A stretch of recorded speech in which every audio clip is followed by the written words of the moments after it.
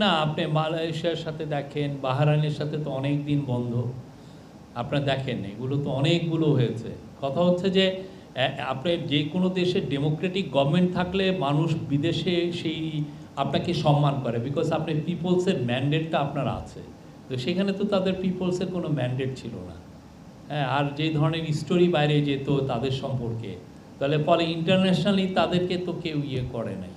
তা আমরা professor ইউনূসের foreign পলিসির একটা মূল লক্ষ্য হচ্ছে যে গ্লোবালি আমাদের ইমেজটাকে বাড়ানো। সেই লক্ষ্যে কাজ করা হচ্ছে।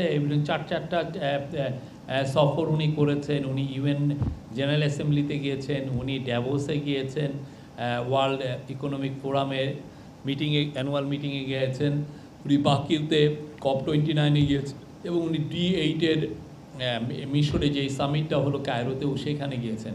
প্রত্যেকটা মিটিংয়ের এই সামিটগুলোতে জয়নিংয়ের মূল লক্ষ্য হচ্ছে বাংলাদেশকে ইন্টারন্যাশনালি তুলে ধরা, যে না আমরা গ্লোবাল স্টেজে ফিরে এসেছি, বাংলাদেশ এখন তার আগের যে গৌরব সেটাকে ফিরে পেতে চাচ্ছে।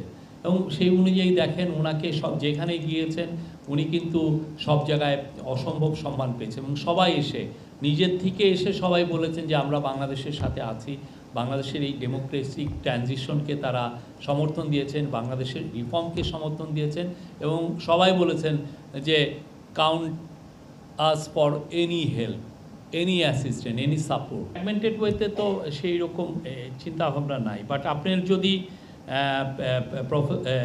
ডক্টর দেবপ্রিয়র নেতৃত্বে যেই মূল শ্বেতপত্র যেটা করা হয়েছে 400 পাতার, হ্যাঁ, dissection of A development narrative, ওইটা আপনি যদি দেখেন ওইখানে কিন্তু অনেক কিছুই টাচ করা হয়েছে।